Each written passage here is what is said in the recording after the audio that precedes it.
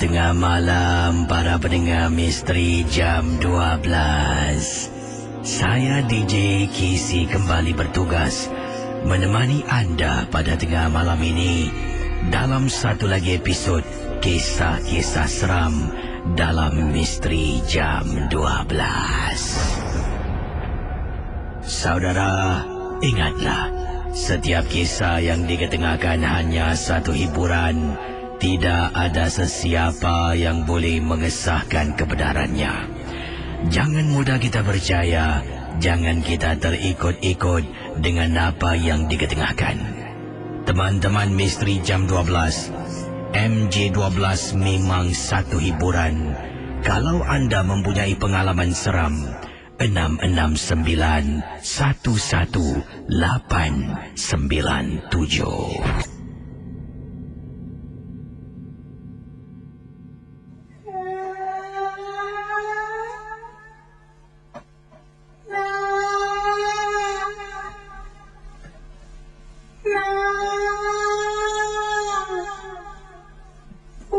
Tingkapnya mak datang. Buka tingkap mak datang.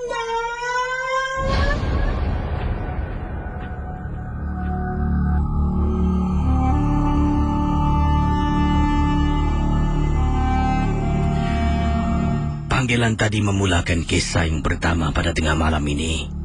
Itulah masalah yang dialami oleh seorang pendengar. Ibunya belum meninggal dunia. Belum lagi meninggal dunia tetapi dalam keadaan nyanyuk, duduk di rumah berasingan. Mengikut seorang pakar, ibunya patut dipindahkan ke rumah yang lain. Sebelum ini, para pendengar, Ria 897. Kiriman daripada Kak Syarina mengatakan tentang ibunya yang dalam keadaan sakit, dalam keadaan nyanyuk dan menakut-nakutkan anaknya.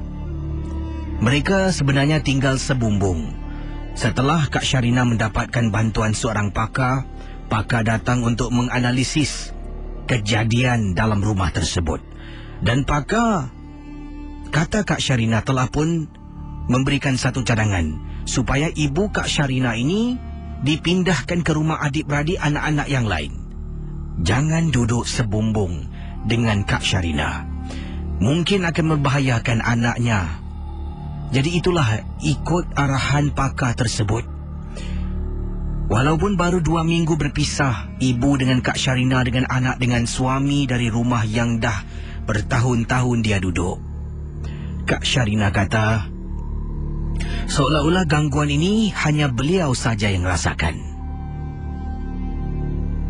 Teman-teman Ria 897. Mengikut kiriman email dari Kak Syarina mengatakan pada malam-malam tertentu, bukan setiap malam. Hanya malam-malam tertentu, tak tahulah. Kadangkala hari Isnin, hari Kamis. Kadangkala bila suami tak ada di rumah. Kadangkala bila suami sedang tidur nyenyak. Kak Syarina kata beliau akan terdengar suara ibunya seolah-olah datang daripada tingkap bilik. Nah, buka tingkap, nah. Mak datang, nah. Dalam banyak-banyak kali terdengar suara, hanya sekali sahaja nampak wajah yang menyerupai ibunya yang berada di tingkap bilik. Teman-teman misteri jam 12, selalunya bila kita dengar kisah gangguan sedemikian, kita selalu tahu yang datang tu si mati, yang pergi takkan kembali. Tapi kali ini, yang mengganggu Kak Syarina ibunya yang masih hidup, cuma tinggal berasingan sahaja. Setelah dipindahkan rumah, seolah-olah roh ibunya datang ketika malam sedang tidur, menghantui Kak Syarina. Katanya di sini, kakak rasa hairan. Kenapa kakak seorang sahaja yang dengar suara ibu, malah suami tidak diganggu, tidak pernah pun memberitahu tentang gangguan ini. Kakak tidak pernah beritahu suami. Sebabnya apa, Kisi? Sebab suami pada mulanya memang tidak setuju untuk mak berpindah ke rumah yang lain. Kakaklah yang mati-mati nakkan yang terbaik untuk anak dan keluarga. Jadi kalau gangguan ini berlaku, kakak akan dipersalahkan. Jadi kakak terpaksa berdiam diri. Casey, bayangkan, sekarang ini masih lagi gangguan berterusan. Kakak cuba hubungi pakar-pakar itu mengatakan, memang macam itulah. Dah kena keluar dari rumah dia datang. Tapi ingat, jangan sesekali kita patuh dengan arahannya. Walaupun memang kata pakar tersebut makhluk tu boleh masuk tanpa izin, tetapi untuk kes ataupun untuk masalah saya berlainan. Sebab saya yang menyuruh ibu pindah rumah. Jadi kalau saya tak izinkan, dia tak boleh masuk berjumpa dengan cucunya. Bayangkan teman-teman, mungkin 2 pagi, 3 pagi, Kak Syarina kata dengar suara ibunya. Nah, buka tingkap nah. Mak datang. Pendengar 897, saya akan teruskan dengan kisah selanjutnya ini. Dan ingatlah, setiap kisah hanya satu hiburan.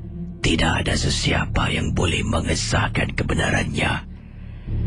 Jangan mudah kita percaya. Jangan kita terikut-ikut. Kalau rasa takut, matikan radio anda sekarang.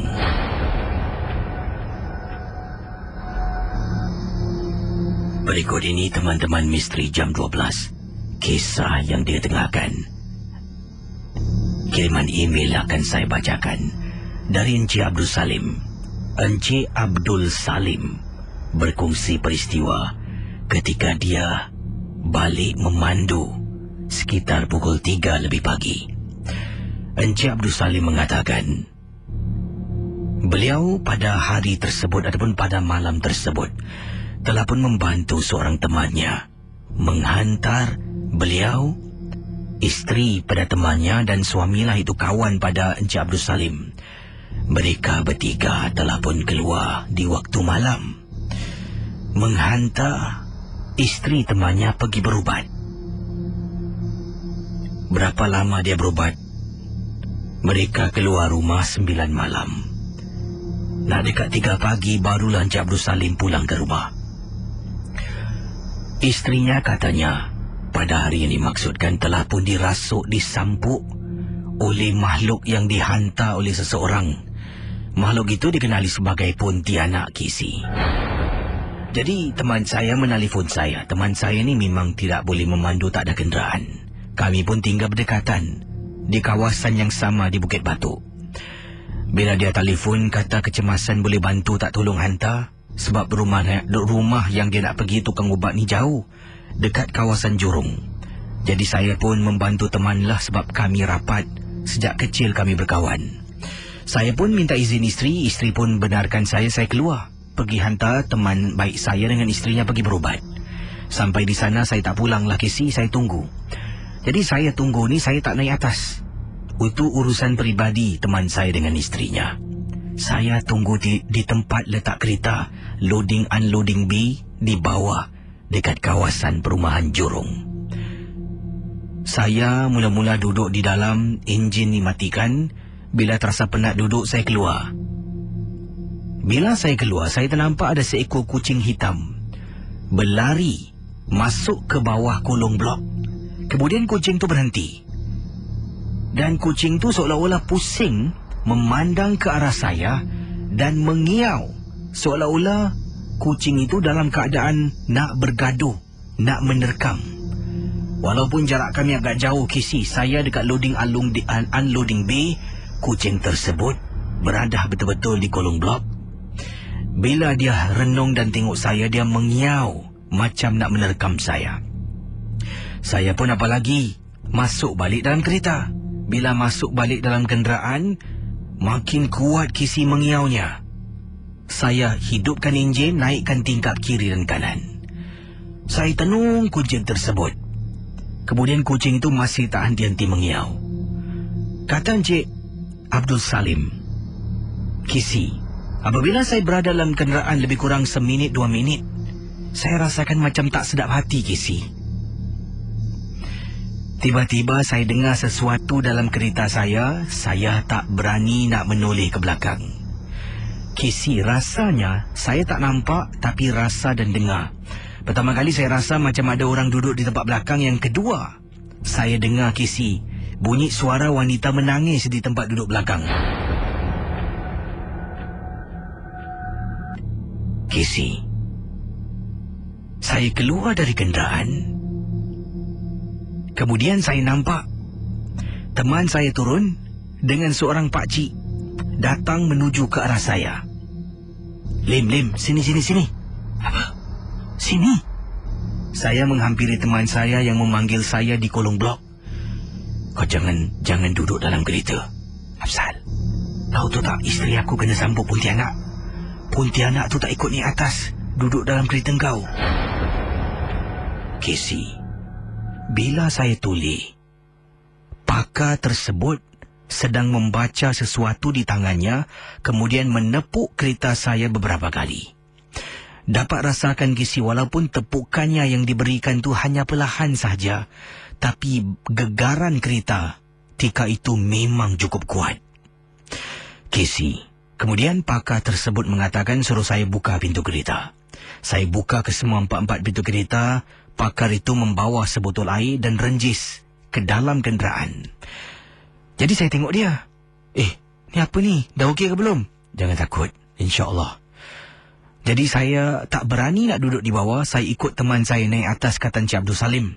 Bila di atas, Casey tengok berubat, memang seram.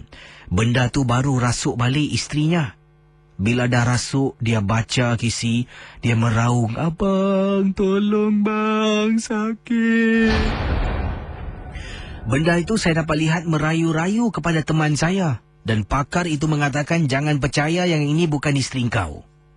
Dia terus membaca dan membaca. Kemudian pakar tersebut mengeluarkan sejenis kayu, kata Encik Abdul Salim. Kayu itu ditusuk ataupun dicocoklah menekan telapak kaki isteri teman saya.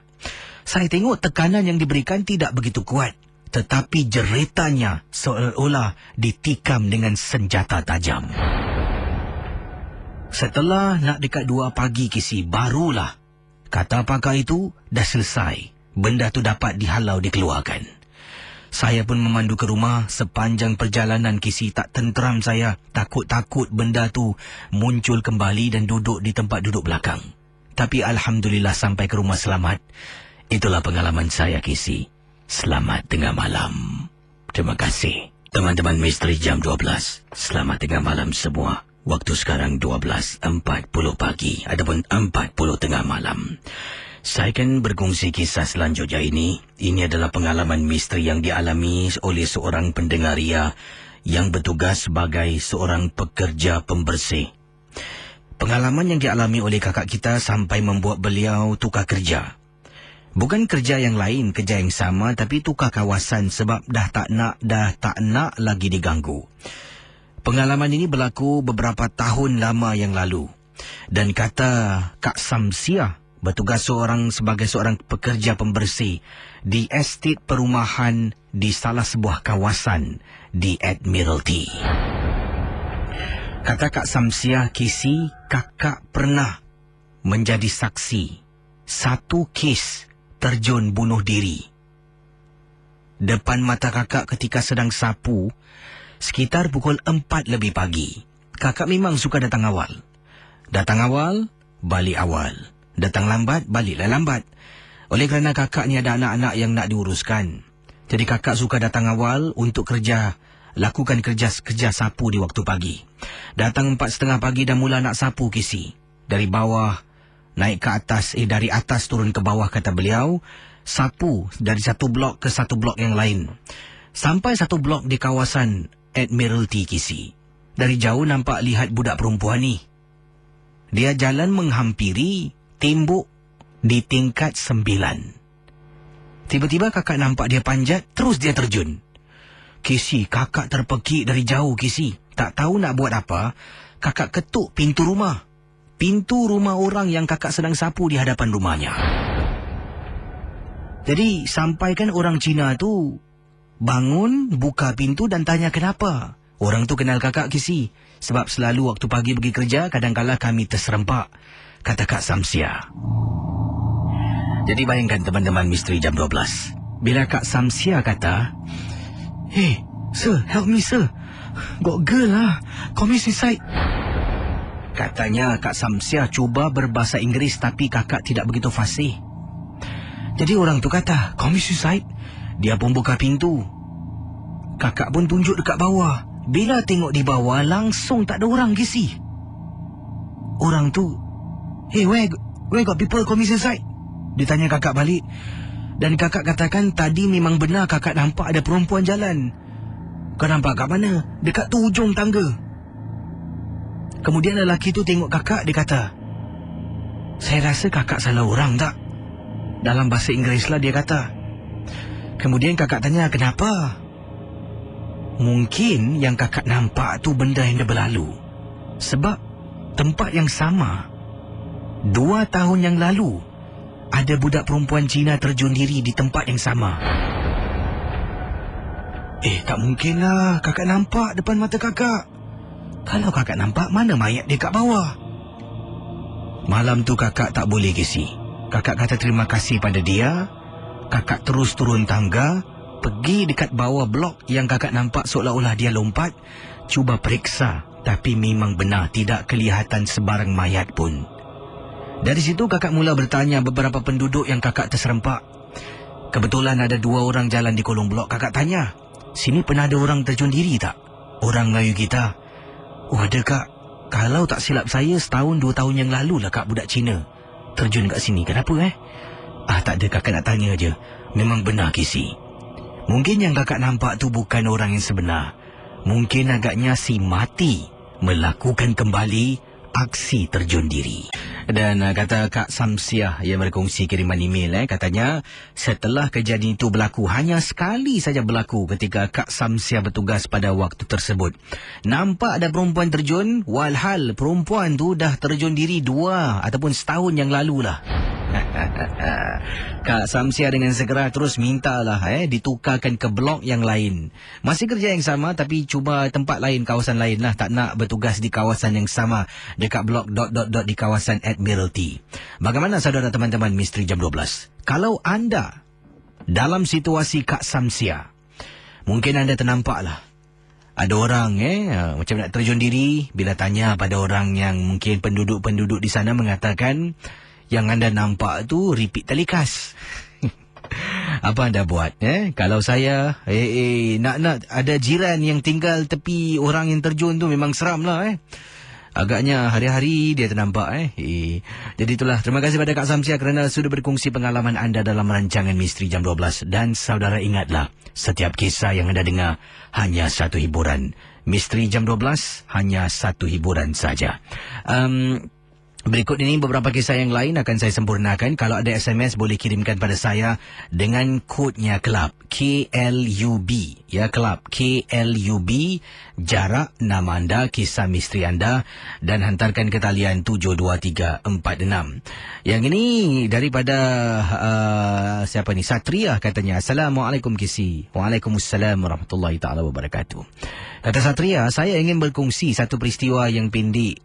Tempoh hari ini saya ada bermain bola dekat kawasan rumah saya dengan teman-teman saya. Waktu itu kami tak sadar dah waktu maghrib. Apabila teman saya tendang bola melambung jauh, Kisi, sampaikan pergi ke blok sebelah. Untuk pengetahuan Kisi, blok sebelah rumah saya ni adalah blok lama dan nak dijadikan N blok." Kata beliau lah.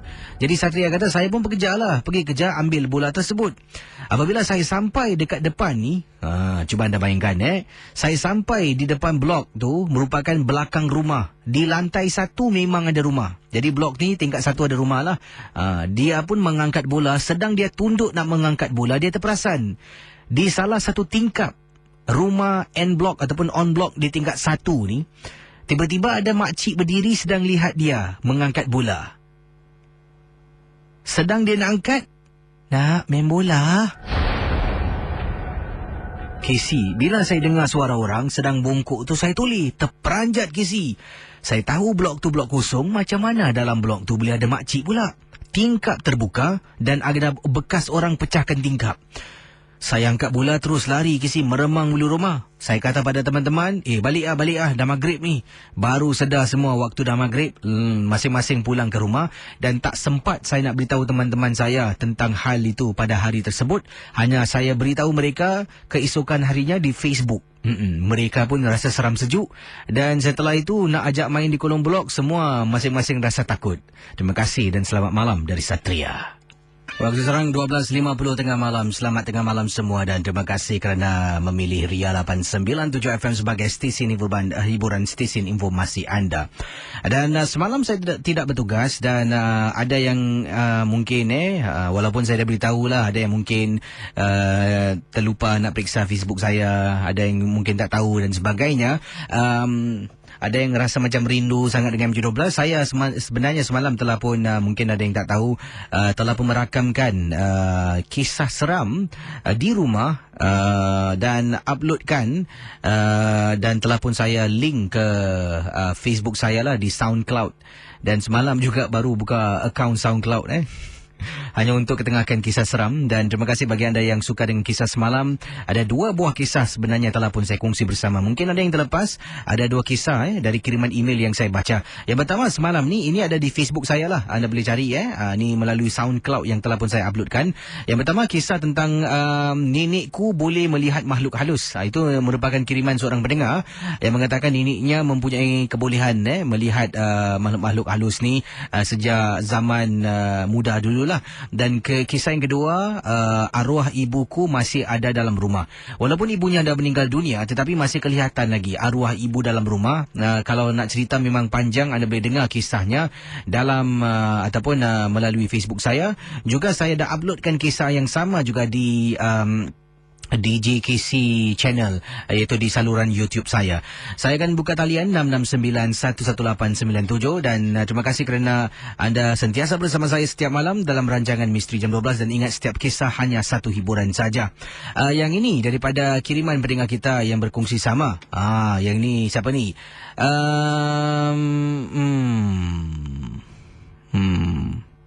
Apa ni? Betul ke si? Di Admiralty ada budak Cina perempuan terjun setahun yang lalu tingkat 9 sebelah blok aku dekat. Biar betul ni semua dah menjawab ni. Yang ini daripada pendengar kita. Siapa ni? Daripada Anissa.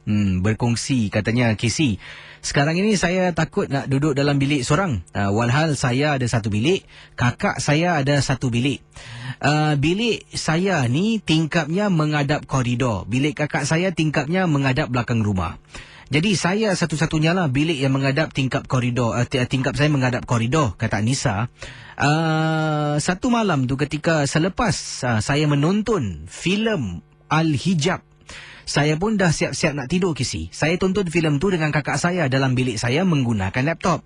Setelah pukul 1 lebih pagi, saya pun dah nak masuk tidur. Kakak saya pun masuk ke biliknya. Saya pun mula baring. Sedang baring di atas katil dan SMS boyfriend saya nak ucapkan selamat malam. Tiba-tiba saya terdengar ada orang ketuk tingkap saya. Beberapa kali orang ketuk tingkap.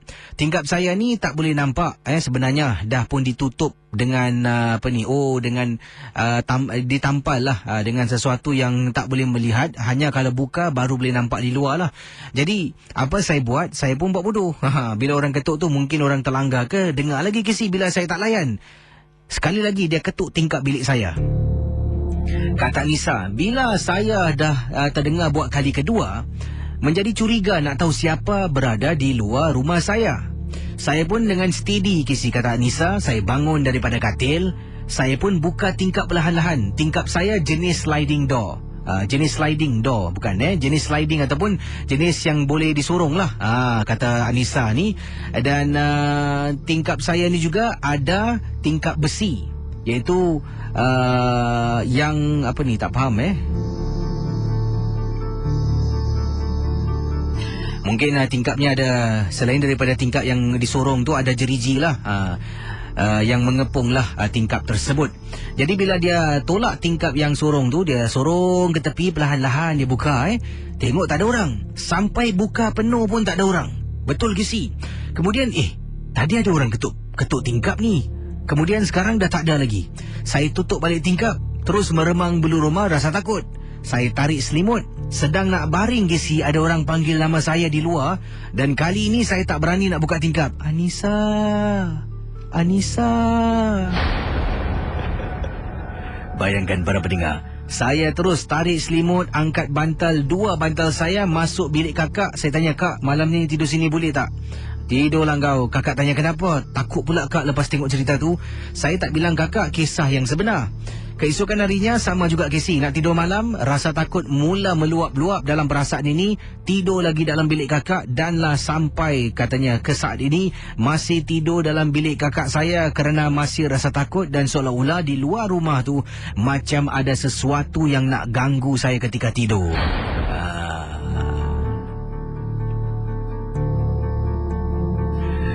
Pada pendengar Ria 897, kita akan teruskan dengan pendengar kita di 669-11897. Hello, selamat pagi. Assalamualaikum. Waalaikumsalam warahmatullahi. Siapa tu? Ella Kisi. Ella, Ya. Buat panggilan dari mana ni? Dari Hong Kong. Dan ada pengalaman apa, Ella? Silakan. Okey, dah dah tahun Ella dengan Kisi punya radio Ria. Dia punya sound system dia. Dan sampai sekarang Ella tak dapat tidur. Tak dapat tidur? Kenapa pula? Tak tahu pula, macam terbayang-bayang terdengar-dengar. Jadi malam-malam memang susah nak tidur lah.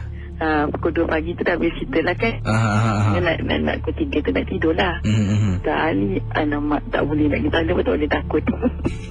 Jadi macam mana tu nak hilangkan rasa takut Antara pernah ada pengalaman yang seram tak yang anda alami?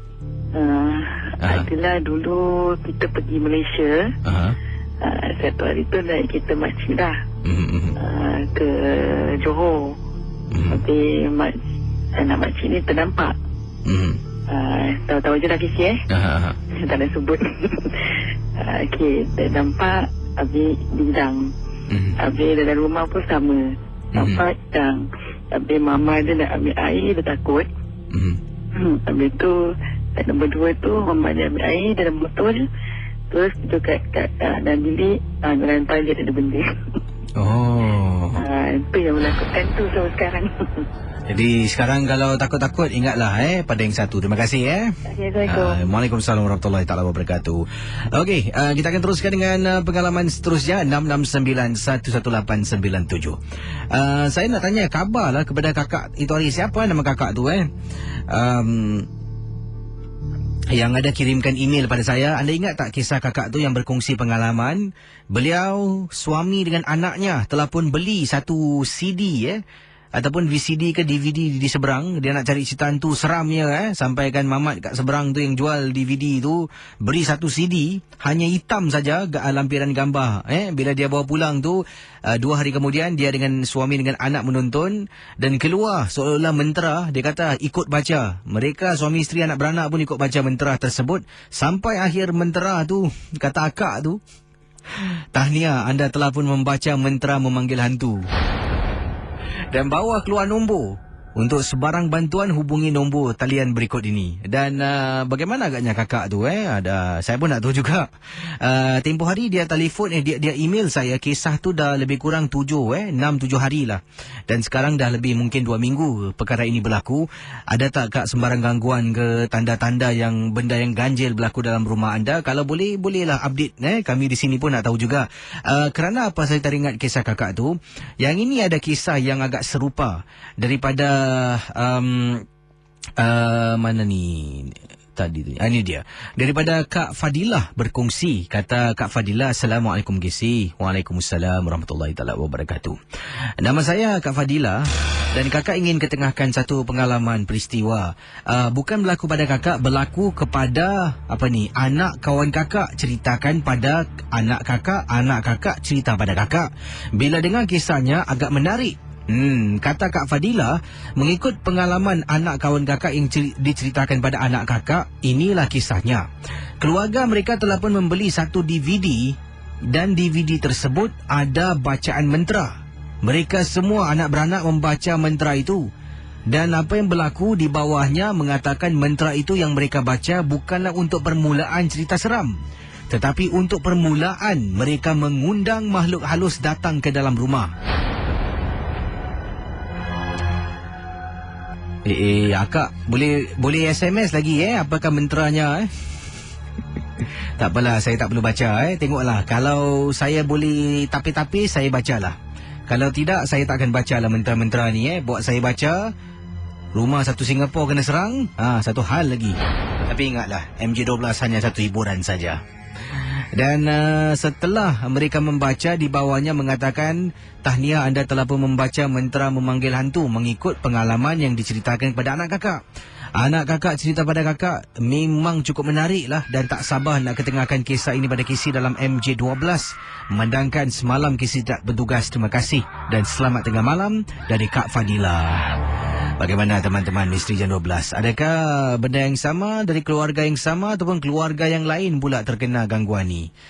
Macam-macam kes. MJ12 hanya satu hiburan. Pendengar Ria 897 FM.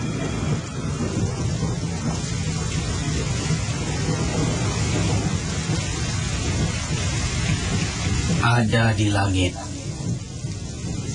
nenek asal gurung mula, guru 4 malim ketiga, kecil dosa besar diampun. Besar hendak minta atas sifat nama, jikalau tajam hendak mati tumpul, jikalau berat hendak mati ringan, jikalau sakit hendak mati baik, ... dan sebagainya. Itulah antara mantra yang tertera mengikut kata Kak Fadila yang dibaca. Entah benar ataupun tidak, mungkin direka-reka dibuat-buat. Ingatlah, Misteri Jam 12 hanya satu hiburan saja. Bayangkan, apakah yang dimaksudkan guru 4 malim ketiga? Misteri Jam 12. Sememangnya rancangan ini hanya hiburan semata-mata. Seperti kita menonton filem-filem seram macam itulah harus kita anggap dengan setiap kisah dari mulut saya, kiriman SMS yang dibaca, email, panggilan dan sebagainya. Awal tadi tentang bacaan mantra yang saya baca awal tadi, tapi bukan penuh. Saya tak baca penuh. Mantranya panjang berjilah, bukan setakat pendek. Mantranya memakan lebih kurang satu muka surat. Ada banyak baris-baris ni, dan ada juga ialah yang saya telah pun tak baca semualah. Dan antara perkataan-perkataan guru 4 malim ketiga, apa saya tanya, mungkin ada yang tahu tentang maksudnya. Datang pula SMS ni dari Obak Mardi. Kata Obak Mardi, tadi kisi tanya tentang guru 4 malim ketiga. Sebelum tu saya ingin menyentuh.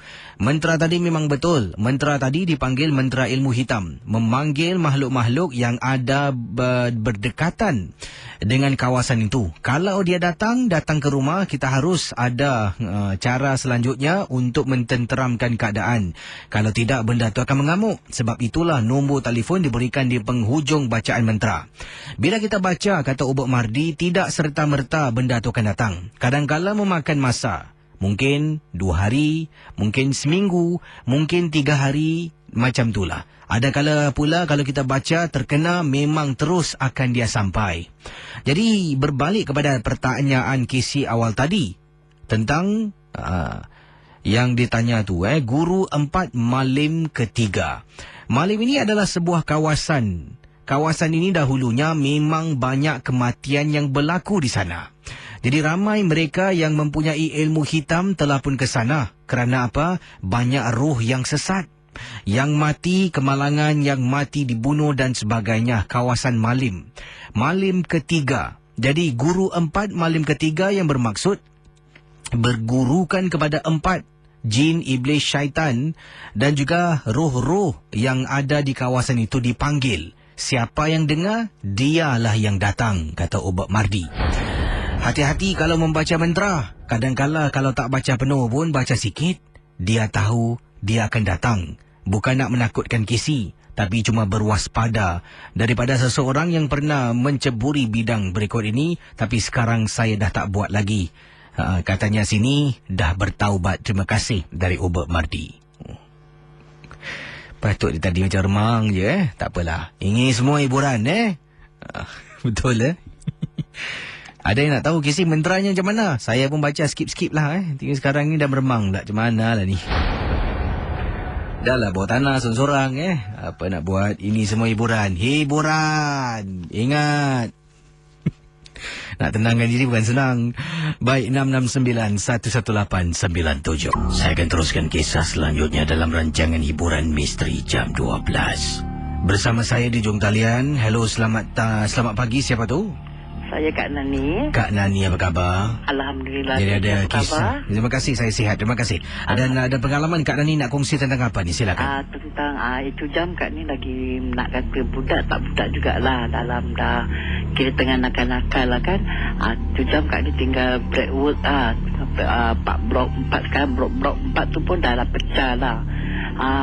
Kita duduk ramai-ramai dah tengah gini pagi dalam pukul 1 lebih lah. Kak ni nampak ada satu budak perempuan ni lah. Kak cakap dengan kawan-kawan Kak ni, ada budak perempuan tu naik atas blok kita, dah apa macam tu.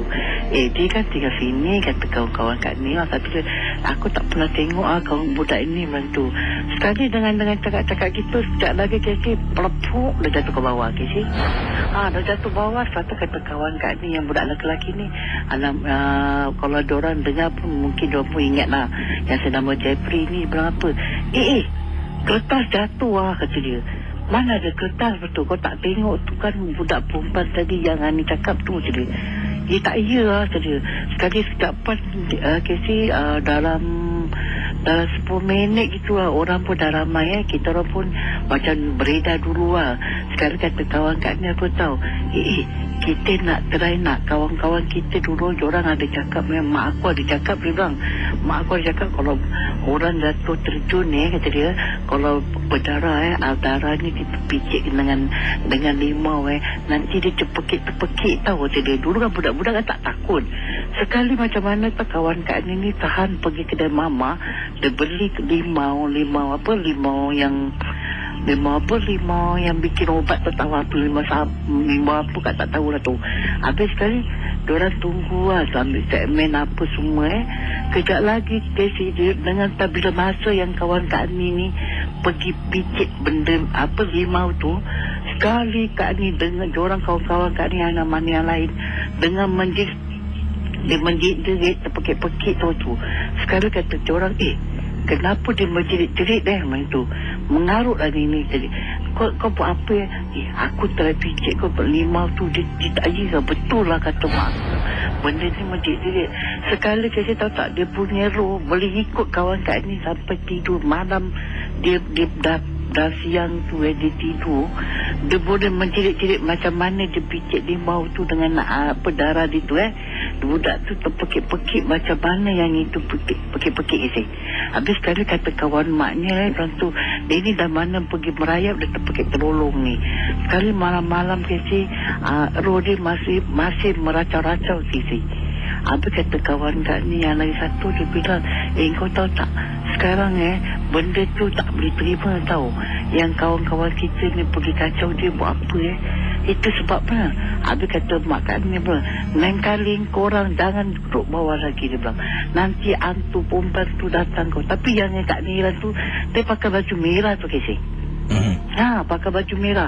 Kata diorang kalau pakai baju merah mesti ada makna apa-apa lah. Tapi kita tak tahulah makna dia apa kan. Tapi malam-malam hari-hari benda tu mengacau sih. Dia macam tak boleh terima yang kawan diorang yang mengganggu dia kan. Mungkin dia punya roh tak tenteram lah. Habis ada satu Cina tu dia bilang, ini mesti ada orang kacau sama dia lah. Kalau tak ada kacau sama dia, dia tak ada datang lagi. Itu je Casey Kak punya cerita Casey. Terima kasih Casey. Terima kasih Kak Nani. Assalamualaikum. Waalaikumsalam warahmatullahi taala wabarakatuh. Silakan 669-11897. Yang ini daripada pendengar kita seterusnya. Okey, kiriman-kiriman SMS saya akan cuba bacakan. Yang ini kiriman daripada Maria berkongsi pengalaman dalam rancangan misteri jam 12. Saya teringat kisah yang Casey baca kemarin mengenai satu cerita yang saya alami. Saya berada di rumah adik saya di kawasan Bukit Batu dan sedang duduk di hall. Kami sedang katanya berbual-bual bersama suami, abang dan isteri beliau lah. Ketika itu selepas maghrib, tiba-tiba saya terdengar selamba. Beliau kata saya dengan selamba menjawab, Waalaikumsalam warahmatullahi taala wabarakatuh. Dan terus saya menuju ke arah pintu. Bayangkan kami di ruang tamu sedang berbual. Saya dengar macam orang beri salam. Saya pun jawab, saya bangun pergi ke arah pintu. Tapi alangkah terkejutnya apabila tidak ada sesiapa pun di luar rumah bila saya buka pintu. Suami dan yang lain tercengang. Kenapa saya berkelakuan begitu? Rupa-rupanya cuma saya seorang yang mendengar orang beri salam. Tidak yang lain, Kisi. Tiba-tiba datang rasa takut. Tak tahulah, Kisi, tapi yang pasti saya memang jelas mendengar suara orang memberi salam. Itu saja, Kisi. Terima kasih.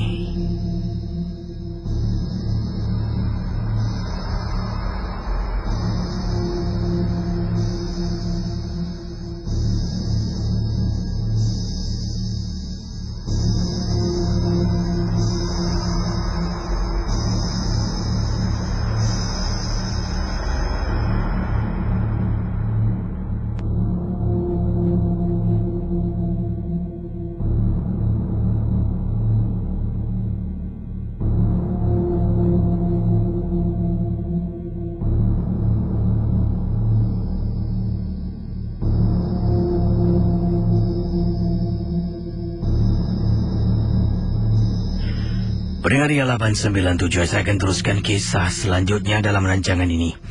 Yang ini kiriman daripada Juraida.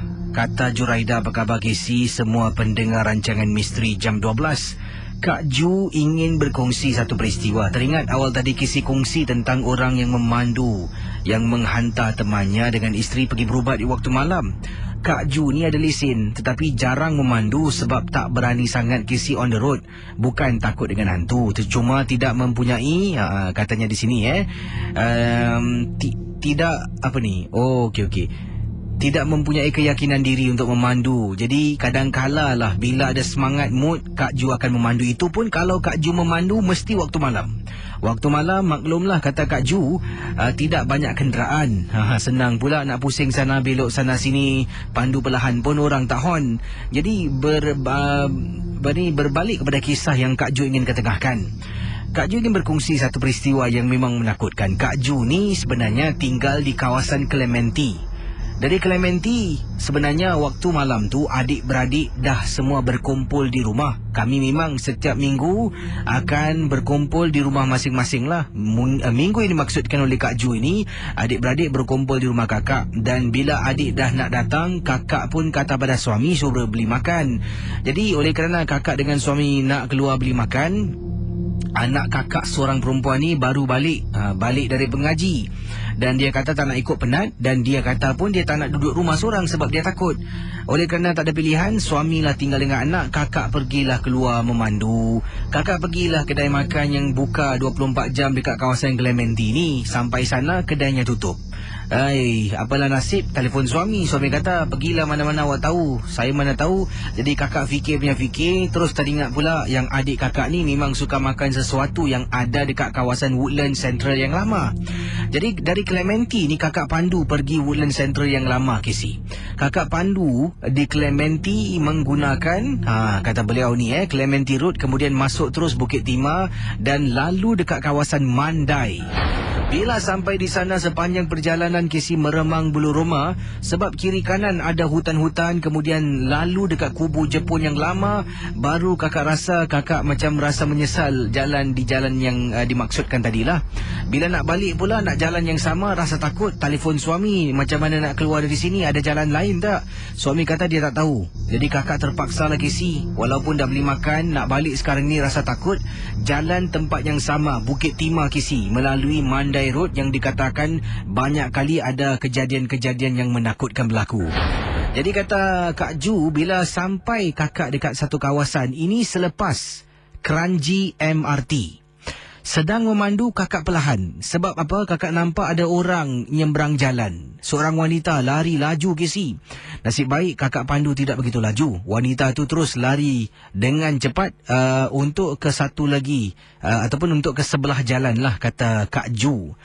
Bila nampak, kakak terus istighfar berkali-kali. Semua benda kakak nampak ingatkan hantu. Sampai dekat satu sudut ni, entah macam mana, dalam banyak-banyak waktu malam tu boleh lampu merah. Kiri kanan faktori lama, bangunan kosong dan ada hutan kecil. Mulut kakak komat kamit Casey tak henti-henti membaca. Kakak sambil tu pandang depan tengok bawah. Pandang depan tengok bawah. Tunggu bila lampu merah ni nak tukar menjadi hijau. Apabila kali keempat kelima kakak dongak kebalik ke atas nak tengok lampu, terperasan dekat tepi kakak Casey ada orang berdiri. Kakak rasa yang berdiri tu seorang perempuan, tapi kakak tak berani bila nampak saja seolah-olah dari tepi mata meremang bulu roma. Bismillah, bismillah, baca berkali-kali. Sepanjang perjalanan Casey kakak pandu punyalah perlahan sebab takut kemalangan jalan raya. Casey bayangkan, daripada Woodlands nak balik ke Clementi, paling-paling pun 45 minit hingga 50 minit sampai rumah. Kakak 1,5 jam baru sampai rumah. Suami tanya bagaimana, apasal lambat sangat? Kakak ceritakan, suami kata awak ni meripik lah. Macam-macam dah takut tu cakap lah. Jadi itulah pengalaman kakak. Terima kasih dan selamat tengah malam.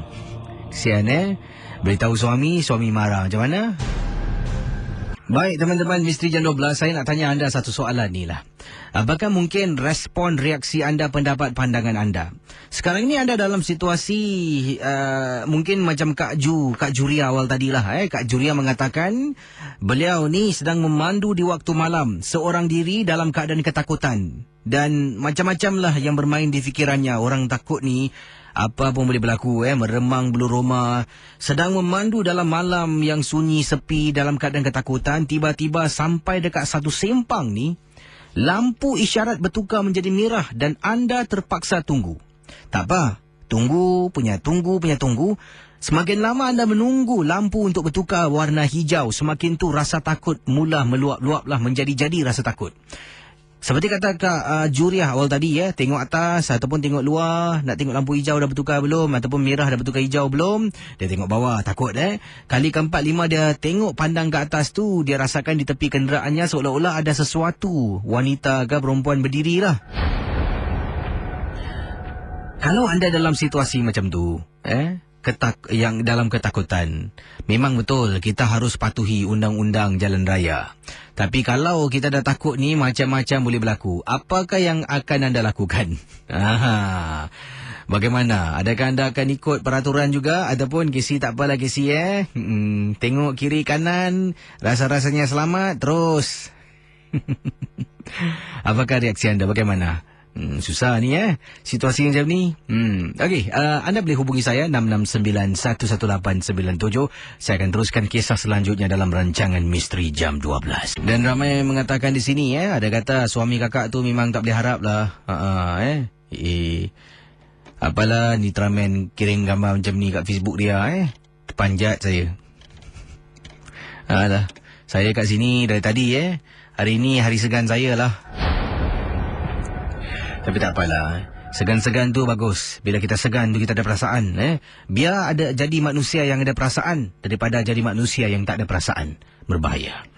Bersama saya, hello, pagi-pagi ni siapa ni? Ni Ruzaini. Ruzaini? Buat panggilan dari mana? Tampines. Ada pengalaman misteri Ruzaini? Ada. Silakan. Ni berlaku pada bulan lalu. Saya dengan kawan-kawan saya hendak pulang pada Pasir Ris. Ada satu perjalanan ni pada Pasir Ris ke East Coast. Kita semua memakai basikal. Bila tu nak dekat maghrib, pukul 7 situ, kita terlambat sangat. Habis saya dengan kawan saya bernama Kufran pelan-pelan membawa basikal ke depan. Saya tinggal kawan saya Ruzaini Haikal ke belakang. Saya tertinggal. Habis kita semua ke depan. Tiba-tiba dia memekik, tolong.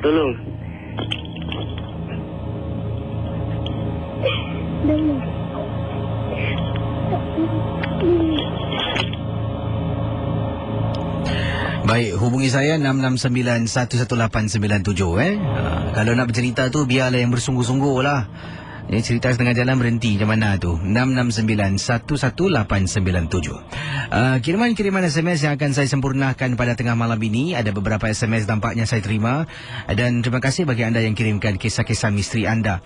Antaranya di sini daripada pendengar kita, dari Kak Noh kata, Kisi, Assalamualaikum. Waalaikumsalam warahmatullahi taala wabarakatuh.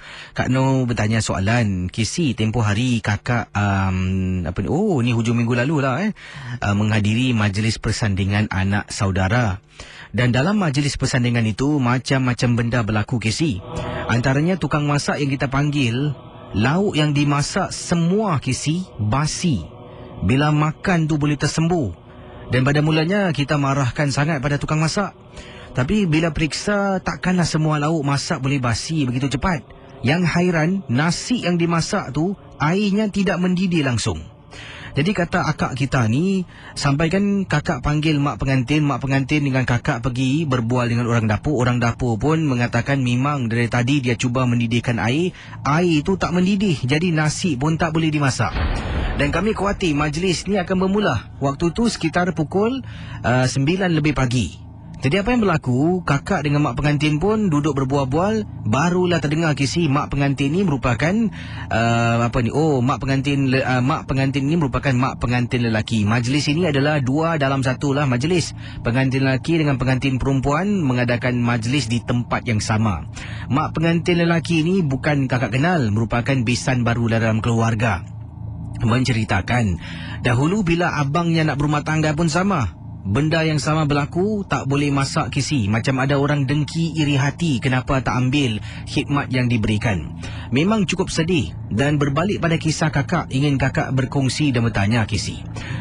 Setelah kejadian itu dapat diselesaikanlah dengan bantuan pakcik-pakcik yang mungkin handal-handal yang tahu tentang hal-hal ini.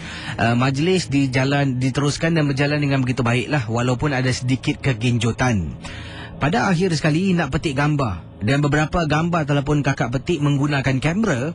Kakak terperasan apabila keluarga kakak sedang petik, di belakang kakak macam ada rambut ekstra. Macam ada kepala orang.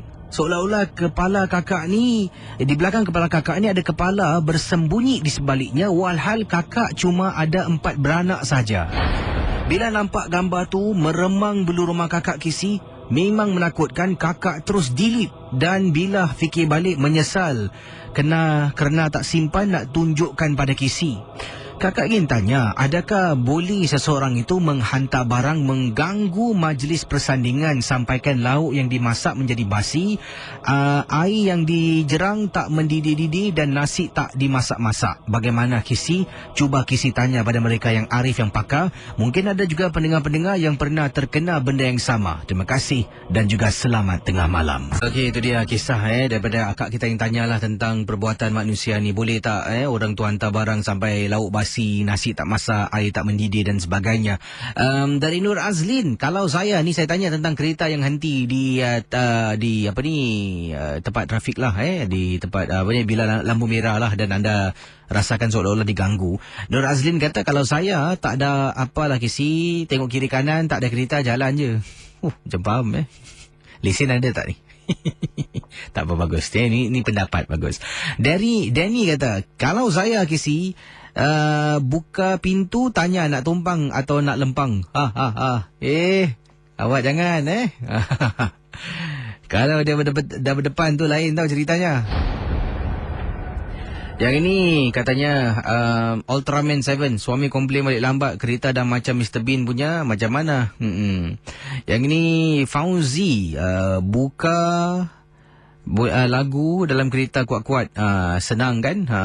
Okey, macam tu Jadi tenangkan diri, buka lagu lah kuat-kuat Iskandar kata, gua akan stay je. Jadi kalau ada apa-apa terjadi boleh cerita dalam MJ12. Bagus. Berkorban untuk MJ12 ni. Dari Afiq Bax kata, kalaulah saya, biarlah nak kena saman ke, gantung lesen ke, tu lain cerita. Pecut. Saya pun mungkin akan buat macam tu lah. Seram babe tengah tunggu lama ni, lampu trafik, lampu isyarat ni pula tak bertukar-tukar Bila bab kita je lambat, orang lain cepat Nur Epips kata, saya pecut je, Kisi, lampu merah tak merah. Dahsyat ni semua. Nur Jasmine Malik, kalau saya, Kisi, saya tidur je lah, besok baru saya sambung drive. Bawa bangun, tiba-tiba kat tanah perkuburan, dah satu lagi hal. Macam-macam kisah. Mat kawan kata saya pelawar je. Okeylah. Yang ini itulah pendapat pandangan-pandangan yang telah pun dikirimkan pada saya. Saya akan teruskan dengan pengalaman anda di FM 897 dalam satu lagi episod Kisah MJ12. Jangan ke mana-mana. Waktu sekarang dalam Misteri jam 12, 1.54 pagi. Selamat pagi semua. Terima kasih di atas kiriman-kiriman SMS. Panggilan anda akan saya jawab sebentar nanti. Kalau ada kisah-kisah menarik, bolehlah hubungi saya di 669-11897. Di sini ada nampaknya beberapa SMS ingin saya ketengahkan. Dari pendengar kita, mak saya juga pernah kisi masak lauk untuk orang kahwin. Mak saya masak lauk kurma. Tapi sudah 5 jam masak lauk tersebut tak masak-masak. Akhirnya arwah bapa saya ketika itulah tabur garam kasar di keliling dapur tersebut. Barulah nampak seekor lipan yang lalu di bawah dapur tersebut dan lipan tersebut tidak kelihatan lagi. Bila abang ipar tolong gaul lauk kurma tu, tiba-tiba ada satu macam kerak besar timbul atas lauk. Tapi bukan hangus sebab lauk tersebut tidak mendidih dan tak ada bau hangit pula. Bila diselidik dapat tahu bahawa ada saudara jauh yang asal dari seberang tambak yang ingin aniaya mak saya kerana dendam. Beliau telah hantar barang supaya apa saja lauk yang masak, katanya di sini yang mak saya masak tidak akan berhasil daripada kiriman Hani berkongsi tentang masak tu yang tak siap-siap. Yang ini daripada Abang Abdul Latif. Saya juga seorang tukang masak. Saya pernah mengalami bukan sekali malah banyak kali perkara ini sepanjang 20 tahun saya bertugas sebagai tukang masak. Daripada menjadi pembantu dapur sampailah sekarang saya ni masak untuk syarikat saya sendiri, kata Abdul Latif, tapi tak perlu sebutlah nama syarikat saya. Kebanyakan perbuatan khianat ini bukanlah orang khianat kepada diri saya, tapi malah khianat kepada keluarga empunya diri, iaitu pengantin yang nak bersanding. Yang paling menyeramkan sangat-sangat adalah, saya ingat lagi kisah ini berlaku pada tahun 2003. Masak nasi rambut kisi, dalam nasi ada rambut. Bila yang hairan tu daripada periuk korek ataupun kita ciduk nasi tu masuk ke dalam buffet, tempat buffet lah, dan dihantar tak nampak apa-apa. Bila ada tetamu yang datang nak ciduk nasi, banyak rambut, mak pengantin datang serang marah pada saya. Dan bila periksa dalam periuk tak ada apa-apa, ambil nasi tu lagi, taruh dalam meja buffet, masih lagi keluar rambut. Dan hairan rasanya, sungguh-sungguh hairan, tak nak kisi, tak pernah saya buat dalam majlis persandingan. Periuk-periuk saya angkat, saya taruh tepi sana supaya cedok terus masuk dalam pinggan, tak letak di meja buffet. Itu dia. Mungkin ada solusi lah.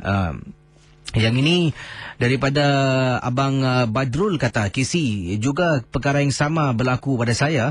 Dan katanya bila panggil seorang pakar datang, pakar ini memang saya selalu dapatkan hikmatnya. Dia seolah-olah on standby. Kalau hari Sabtu Minggu dia tahulah kalau dapat panggilan dari saya ni mesti ada gangguan-gangguan seperti kisi kata kronik. Bukan saya cakap. Dan kata teman kita ni, bila pakar tu datang, mula membacalah ayat-ayat suci Al-Quran, dan selepas itu terperanjat kisi. Entah dari mana keluar seekor burung gagak. Betul kisi. Burung gagak ni tak terbang, bukan dari bumbung, malah burung gagak ni hanya menjelma di bawah meja. Keluar dari mana kami tak pasti. Lompat, kemudian terus terbang. Bila berlaku perkara sedemikian, barulah apa yang dihajatkan boleh terlaksana. Air masak, nasi pun masak, lauk pauk semua menjadi. Jadi ini niat hasad dengki orang lah yang tak puas hati mungkin dengan saya ataupun mungkin dengan tuan rumah. Hairan kisi, nak meniaga dalam bidang ni mesti ada kekuatan. Sebab itulah kalau kisi tengok ada beberapa tukang masak ni saya tidak praktikkan, tetapi ada beberapa teman yang cadangkan pada saya supaya membaca sesuatu. Ketuk periuk dengan duit 50 sen yang lama, kemudian baca mantra ni mencari rezeki. Adalah yang saya tak nak baca lagi lah. Ada serik. Baik. Itulah antara pendapat pandangan tentang gangguan ketika menyediakan juadah untuk majlis persandingan. Macam-macam kisah. Yang ini Katanya Ahyud kata, Kisi, saya ada satu gambar ni. Kawan saya ada petik dalam MRT. Ada seorang gadis misteri lah. Macam mana saya nak hantar tunjuk pada Kisi? Anda boleh kirimkan ke alamat misterijam12@gmail.com. Misterijam12@gmail.com. Yang lain-lain kiriman daripada teman kita Yat. Selamat malam Kisi, saya nak cerita tentang di atas rumah saya. Katanya selalu setiap malam selepas pukul 1 ada saja bunyi bising. Kadang-kala saya katanya bunyi guli, saya dengarlah bunyi guli, tarik-tarik kerusi. Padahal suami saya sampai pergi atas tengok tak ada apa-apa. Atas memang ada orang Cina yang tinggal. Yang pernah cakap dengan dia selalu kalau lepas pukul 1 mesti bunyi bising. Habis dia cakap takkan dia tengah malam dia nak tarik kerusi, main guli. Itu saja Kisi, terima kasih, selamat malam. Selalunya orang kata, ini orang kata, tak tahu sejauh mana benar atau tidak. Kalau dengar bunyi orang berlari, mungkin macam orang atas. Bunyi guli, mungkin macam orang atas. Tarik kerusi, mungkin macam orang atas. Kata orang-orang ni, bukan orang atas, orang dalam rumah. Entahlah jauh mana kebenaran. Yang ini daripada Nana Pendek. Katanya, pernah juga Kisi dekat blok saya di kawasan Admiralty Woodlands. Ada seorang lelaki Cina bunuh diri terjun dari tingkat 12. Jiran lama ceritakan kepala dia pecah. Tapi darah tak ada setitik pun. Selepas hari kejadian tersebut, bila saya diri dekat tingkap dapur, mesti nampak macam si itulah diri dekat luar rumah tingkat 1 tu. Itulah antara kiriman-kiriman yang saya terima. Dan yang ini daripada Zai Boxer. Kisi, ini kisah berlaku di tempat saya menjalani perkhidmatan negara di salah sebuah kawasan di luar. Bukan di Pulau Singapura lah. Di luar pulau ni lah. Cerita ini jadi bila kita baru saja balik outfield. Semasa kita semua sedang tidur, bila tengah sedap tidur Kisi, tiba-tiba saya terbangun dengan bunyian benda-benda bunyi yang pelik lah. Bunyi dia macam bunyi orang tengah menjilat sesuatu. Saya pun pelik, tetapi saya buat bodoh. Makin lama makin kuat bunyinya. Bunyi itu datang dari loker saya. Saya beranikan diri dan tengoklah loker tu terperanjat. Kemudian apa ni? Tergantung SMS anda. Baik, yang lain boleh cuba hubungi saya 669-11897. Kita akan teruskan dengan pendengar kita. Hello, selamat tengah malam ataupun selamat pagi Akbar, apa khabar? Khabar baik. Waalaikumsalam warahmatullahi. Akbar buat panggilan dari mana ni? Dari dekat tugas ni, dekat Jalan Tuakong. Dekat Siglap. Yeah. Siglap dekat Kubur Kasim lah ni. Ni atas sikit. Dan pengalaman Akbar tentang apa nak ketengahkan? Pengalaman saya tentang yang dah 8 tahun yang dulu. Saya dalam perkhidmatan negara. Dalam NS Bila saya tengah petrol dengan kawan saya, dalam pukul 2-3 pagi. Dan tiba-tiba saya jalan di Parade Square. Dan kawan saya cakap dengan saya, abang, kau nak tengok apa satelit tak dekat atas langit? Dan saya kata, mana boleh nampak atas langit ada satelit? Dan saya pun lihat dekat atas langit ada satelit. Tiba-tiba saya lihat dekat atas langit ni macam ada kain putih tengah terbang. Tengah terbang macam Itu yang dia panggil satelit lah. Bukan, dia saya lihat satelit dekat atas langit macam ada bintang-bintang. Okey. Saya lihat dekat atas langit, saya lihat macam ada kain putih terbang. Saya cakap, ini bukan satelit, ni kain putih. Kata, apa mana kain putih? Saya tengok cik pun tengah terbang. Saya dengan kawan saya dah lepas kudung lari tu pergi kantin, duduk dan tak pergi petrol. Itu pengalaman saya, Casey. Tu betul kadang-kadang kita nampak satu bintang macam terang orang kata tu satelit Jadi niat di hati nak tengok tu lah. Niat lain yang jadi. Rezeki awak lah. Terima kasih Sama-sama. Okey, 669-11897. Yang ini daripada siapa ni? Pendengar kita yang bernama Encik Rahmat. Assalamualaikum Casey. Waalaikumsalam. Encik Rahmat kata, saya ingin berkongsi satu peristiwa yang menyeramkan berlaku. Rumah saya di kawasan Boon Lay, Jurong, macam itulah lain kali kalau tak nak saya sebut nama rumah kawasan mana, janganlah awak letak dah letak ni bawa cakap. Tak apa, nasib baik tak sebut nombor blok lah. Kata Encik Rahmat ni, blok saya ni bertentangan dengan blok sebelah. Jadi saya boleh nampak lah koridor blok saya, boleh nampak koridor blok sebelah. Kebetulan bila saya naik tangga, dan di blok sebelah ada orang juga sedang naik tangga, baru balik kerja lah. Mungkin sama waktu dengan saya. Dia berjalan menuju ke arah rumahnya. Dan kebetulan saya belok kiri, dia pun ikut belok agak sama lah. Tapi kalau kiri saya tu maknanya kanan dia, sebab blok kami bertentangan. Bila dia belok berjalan tu, saya baru perasan di belakangnya ada seorang perempuan kisi. Pakaiannya kisi memang sangat-sangat teruk, koyak-koyak bajunya. Jadi saya perhatikan, takkan lelaki ni tak perasan siapa pula perempuan yang berdiri di belakangnya. Bila lelaki tu sampai depan rumah, dia pun buka pintu. Perempuan tu masih lagi berdiri di belakangnya. Yang hairan dia tak perasan. Lelaki itu pun masuk dalam rumah. Saya ni masih berdiri masih memerhatikan. Jadi bila dia masuk dalam rumah, dia buka pintu besi, dia buka pintu kayu, dia masuk dalam, dia tanggalkan sepatu. Tiba-tiba saya ada mesej. Saya tengok mesej itu dari kawan saya tempat tugas lah. Saya pandang balik wanita tu dah hilang. Mata saya berkeliaran kiri kanan cari tak ada. Mana pula takkan perempuan ni masuk dalam rumah, lelaki ni tak perasan. Tiba-tiba meremang bulu rumah saya, kata Encik Rahmat. Tak tahu apa berlaku. Lelaki tu pun nak masuk, dah habis tamat ceritanya, dah tutup pintu. Saya pula pusing belakang nak buka pintu. Sedang nak buka pintu, ada orang beri salam sebelah tepi. Tak dengar, cuma suaranya macam orang beri salam.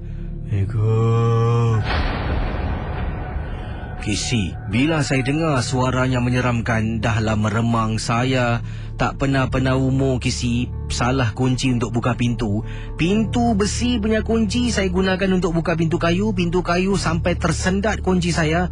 Saya ketuk rumah berkali-kali. Isteri saya bangun tanya kenapa saya menggelacat. Saya cuma beri alasan yang saya tak tahan nak terkucil. Masuk dalam, isteri cuba tarik kunci. Saya pun konon-konon masuk tandas. Isteri saya ni sekarang depan pintu, cuba tarik kunci yang tersendat di depan pintu kayu. Saya pula konon-konon masuk dapur, cuci kaki nak terkucil. Keluar dari dapur terperanjat. Ma, tutup pintu, Ma. Apa abang ni? Tutup pintu, kunci macam mana? Buat bodoh, tutup pintu sekarang. Sampai saya marah isteri saya. Tutup pintu. Isteri tanya, kenapa dengan awak ni?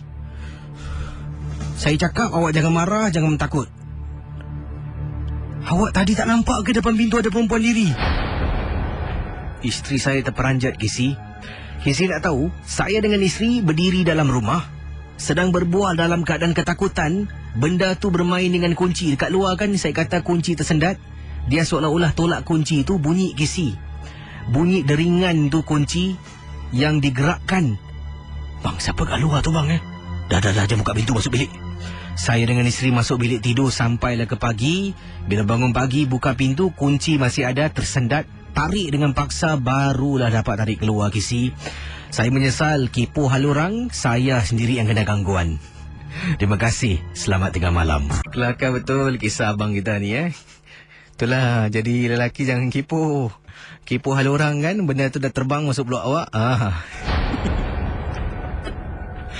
Betul saya dapat rasakan dalam situasi takut ni, kita mesti akan sumbat kunci yang salah. Terus paksa pula tu sampai tersendat kawan tu dalam lubang kunci tu. Tahu ketuk pintu, isteri bangun, isteri kena marah. Kalau ya pun awak, isteri dah buka pintu, janganlah isam pergi toilet, terus tutup pintu. Yalah, cerita tu macam saya pula akan buat Malam ni macam kisah Jadi ada yang suka dengan kisah tadi, memang menyeramkan lah. Kisah keesokan hari, betapa Yelah, seram betul kisah abang tadi tu Dia boleh nampak isteri tak perasan, isteri sedang semangat ni berkubah-kubah. Ni apa suami aku ni, sumbat kunci yang salah ni. Tarik. Suami keluar dari tandas, ternampak depan pintu benda tu diri Selalunya isteri yang nampak, kali ni suami pula yang nampak. Kalau anda lah, saya nak tanya kaum-kaum Hawa lah, dapat suami macam abang kita ni dia segan lah, apa anda buat? Macam mana tu? Dapat suami yang segan, bukan menakut lah, segan. Adakah anda akan marah ke, buat bodoh ke, macam mana ni? Cerita sikit di Facebook Ria ni. Saya akan cuba simak-simak kiriman yang saya terima ni, macam-macam kisah pada malam ini. Ada juga di Facebook saya juga ada yang berkongsi pendapat pandangan. Terima kasih bagi anda yang berkongsi pendapat pandangan dalam rancangan MJ12. Baik, kisah daripada Encik Zainul katanya, apa khabar KC? Khabar baik. Saya ingin juga berkongsi, sebenarnya bukan saja tukang masak KC, tukang masak orang kahwin, malah kami yang meniaga ni juga seringkali banyak sangat perkara-perkara yang berlaku. Kadang-kadang antara orang-orang yang kami tak tahu pun sebenarnya akan hantar barang, konon-konon nak belilah makanan kita. Sambil tu dia tabur depan kedai. Saya ni pernah buka kedai dari pagi sampai ke malam. Jadi pagi sampai petang ada orang. Tiba-tiba petang sampai malam langsung tak ada orang datang. Hairan. Jadi apabila saya tutup kedai, saya rasa macam ada benda yang tak kena. Saya pun sedang nak cuci pinggan ni, saya tolaklah ada baldi yang diisi dengan air untuk letak pinggan-pinggan kotor. Terperanjat belakang pinggan tu macam ada bungkusan kuning yang diletakkan oleh seseorang. Angkat bungkusan tu, saya buang. Keesokan harinya, keadaan macam biasa. Kata abang kita ni. Jadi macam-macam lah gangguan. Yang ini daripada...